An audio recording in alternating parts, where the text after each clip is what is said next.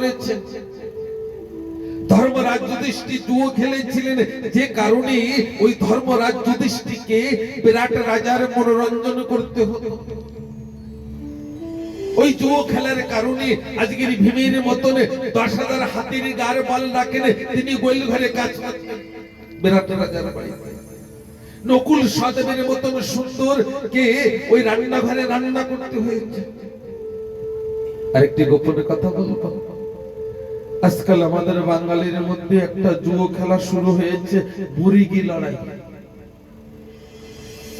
যা আদিবাসীরা খেলতেন তান্ডা ছেড়ে দিয়েছেন, আর বাঙালি ধরে কত টাকা পয়সা ওতে নষ্ট করে দেয়। জুয়ো খেলে অনেকে ঘরে টিন ব্যাগ বিক্রি করে দেয়, পারে কিনে নেব টিন, এখন তো টিন বিক্রি করে জুয়ো খেলে।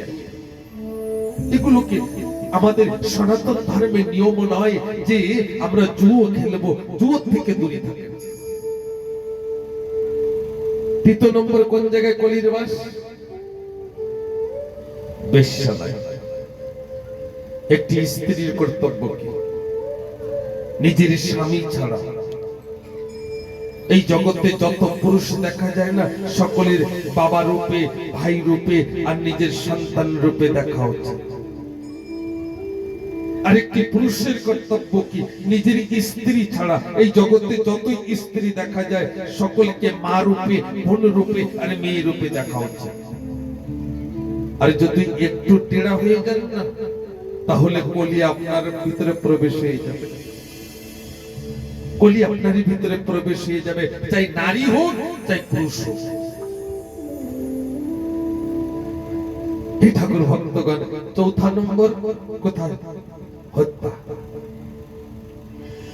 শ্রীকৃষ্ণ চৈতন্য মহাপ্রভুজি বলেছেন, জীবে দয়া নামে রুচি। সনাতনকে বলেছেন কোন জীবের পরে দয়া করতে বলেছে। আমরা যত মাতৃধনকে যত্ন করি না, এই যে উপরে চর্ম, মেদ, এইসব গুলো যত যত্ন করি না, এই যে আদর করি না, এই আদর যদি আমার পিতৃধনকে 100 ভাগের 1 ভাগ যদি আমরা যদি আদর করতাম না, আমাদের ব্যাধিগ্রস্ত হতাম না, রোগগ্রস্ত হতাম। তাই তো না বাবা? একটু খুলে বলবো, থাক এই পর্যন্ত। ওই জীবের পরে দয়া করতে বলেছে। একবারে প্রশান করলে কয়েক হাজার জীব নষ্ট হয়ে যায়, মৃত্যু হয়ে যায়। কেন বৃথা আমরা ওই অশ্বে ঘি ঢালি? যাতে আমাদের কোনো পরিচয় নাই। বাবা একটা গোপন কথা বলবো, কালকে থেকে কিন্তু বেশি করে আসতে হবে। যে কয়জন না আসছেন না, ওই 50-55 উপরে ওই কয়জনের বেঁধে নিয়ে আসবেন, তাই না? আপনারা বেঁধে নিয়ে আসবেন। একটা গোপন কথা বলছি, শোনেন। হে ঠাকুর ভক্তগণ, একটি পাখি না, একটি পাখি স্বামী স্ত্রী দুইজনে বাসা বাঁধে, আর ওকে বাচ্চা হবার পরে স্বামী স্ত্রী দুইজনে আহার খায়। আর যে সময় খুঁটি খাবার মতন হয় না, সেই সময় তাড়িয়ে দেন, এই যা তোরা খুঁটি খা। কিন্তু আমরা মানবে কি করি? যে সময় আহারে খাওয়ার মতন হয় না, তারপরে নাতিপুতি,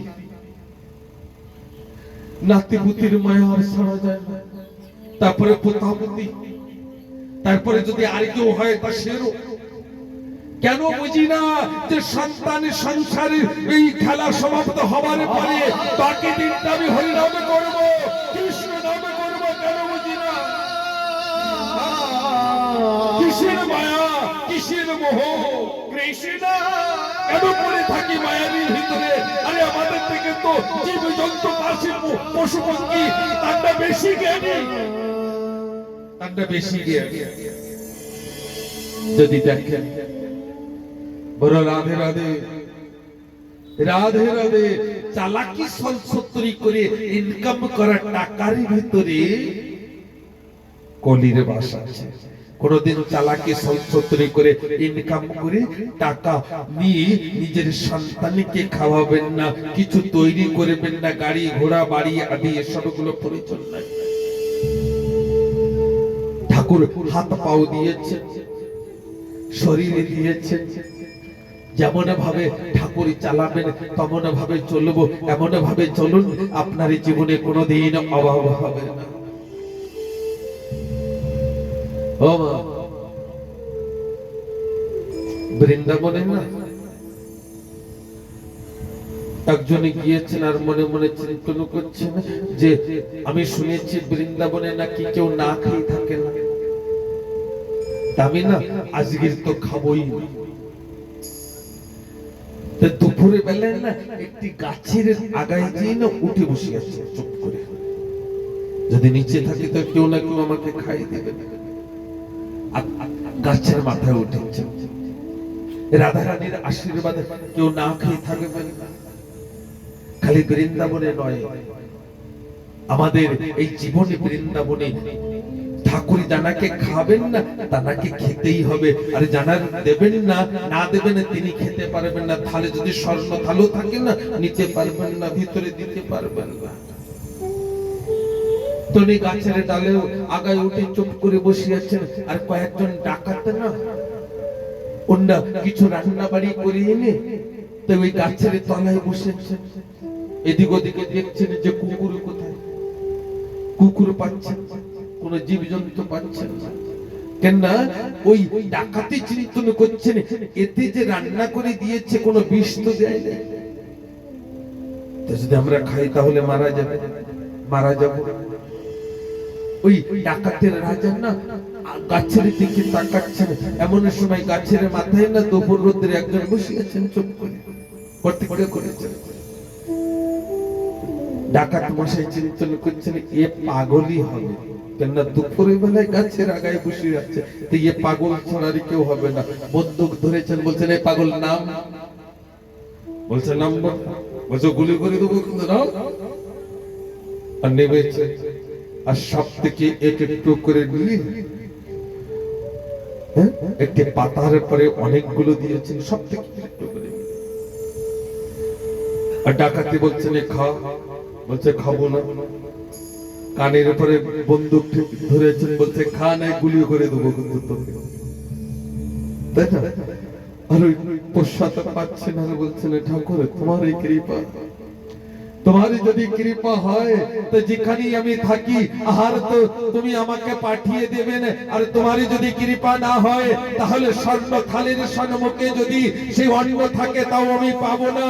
বলে রাধে রাধে রাধে রাধে।